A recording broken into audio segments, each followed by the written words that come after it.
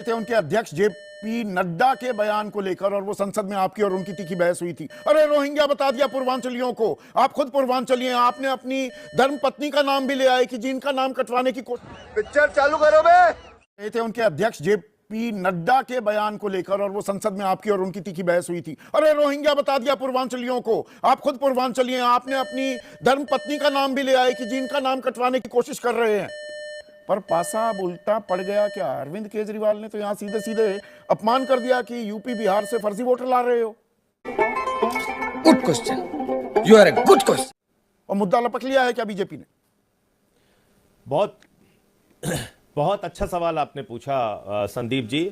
मैं चाहूंगा कि पहले आप भारतीय जनता पार्टी के राष्ट्रीय अध्यक्ष जेपी नड्डा जी का बयान सुन लीजिए। सुनिए आप। संविधान में इलेक्शन कमीशन में पूरा अधिकार है किसी व्यक्ति को किसी के वोट पर ऑब्जेक्शन करने का और ऑब्जेक्शन में रीजन देने का। जिन लोगों ने भारतीय जनता पार्टी की तरफ से ऑब्जेक्शन दिया है तो साथ में रीजन भी दिया, और वो चाहे पूर्वांचल हो, चाहे रोहिंग्या हो, चाहे बांग्लादेशी हो, चाहे घुसपैठिया हो, वो सब उसमें आते। ये इतने दिन सत्ता पे कहीं रोहिंग्या और बांग्लादेशी के वोटों पर तो नहीं बने हुए थे। इन्होंने कहा कहीं ऐसा तो नहीं जिनके नाम काटे जा रहे हैं वो रोहिंग्या है। हमारे उत्तर प्रदेश के भाई, हमारे पूर्वांचल के भाई जो 40-40 साल से दिल्ली में रह रहे हैं, अपने श्रम अपने खून पसीने से दिल्ली को बना रहे हैं, आप उनको रोहिंग्या करें, आप उनको रोहिंग्या करें।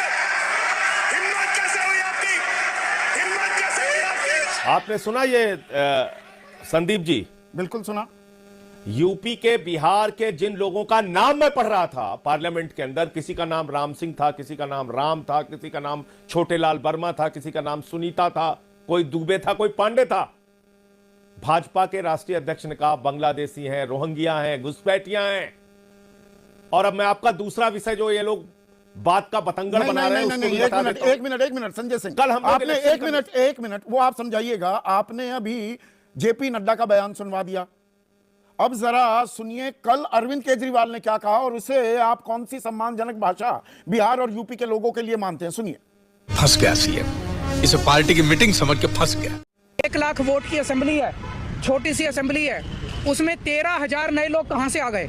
15 दिन में कहां से आ गए? पिछले 15 दिन में 13,000 नए वोट बनने की एप्लीकेशन आई है। जाहिर तौर पे ये यूपी और बिहार से ला के, यूपी आसपास के स्टेट से ला के फर्जी वोट बनवा रहे हैं ये लोग। यूपी बिहार से 13,000 लोग ला रहे हैं, फर्जी वोटर हैं ये। हो गई बात आपकी? जी बताइए। एकदम हो गई बात आपकी। हाँ, एक बात आपकी सुना दी ना आपने। अब मैं बताता हूं। हाँ, कल चुनाव आयोग से हम लोग किस संदर्भ में मिले थे? मुद्दा क्या था? मुद्दा यही था कि 30-30, 40-40 साल से यूपी बिहार पूर्वांचल के लोग जो दिल्ली में रह रहे हैं उनका नाम काटा जा रहा है नंबर 1, और हजारों हजार की संख्या में काटा जा रहा है नंबर 2, और फर्जी घोस्ट ऑब्जेक्टर के जरिए काटा जा रहा है, यानी कि भूत ऑब्जेक्टर, यानी कि ऐसे लोगों ने एप्लीकेशन दी जिनका ना आता है ना पता है, और वो आके सामने कह रहे हैं हमने तो कोई वोट डिलीट कराने की एप्लीकेशन नहीं दी। अरे झूठ बोल रहा है, ये झूठ बोल रहा है। इसका मतलब एक बहुत बड़ा चुनावी घोटाला है ये, जिसके संदर्भ में हम लोग बात करने गए थे। ये हो गई वोट डिलीशन की बात, जो मैंने सदन में भी बोला था, इसके पहले भी इलेक्शन कमीशन से मुलाकात हुई तब भी बोला था। की बताइए ना, 13,000 वोट बढ़ गई जो कि फर्जी लोग बिहार से यूपी से बात पूरी नहीं होने देते, वोटर बना दिए। दिक्कत यही है। अरे भाई अब मैं बोलने जा रहा था, आप बोलने ही नहीं दे रहे हैं। दिक्कत यही है ना। बोलिए।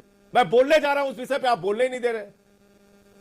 फिर दूसरा विषय हमने कहा कि हजारों की संख्या में नाम काटे जा रहे हैं और हजारों की संख्या में नाम जोड़े जा रहे हैं।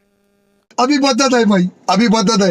अभी तूने चल के भाइयों को होता पर है। जबान फिसल गई केजरीवाल की, और वो 29 सीटें हैं जिसमें से 24 आप जीते थे। अरे किस बात? लोक नीति CSDS कहता है 16 सीटें हैं, 16 की 16 जीते 2015 में, 2020 में 14 जीते। अब वो नुकसान की आशंका है, इसीलिए पूरा फुल ऑन बचाव की मुद्रा में आ गए हैं आप लोग।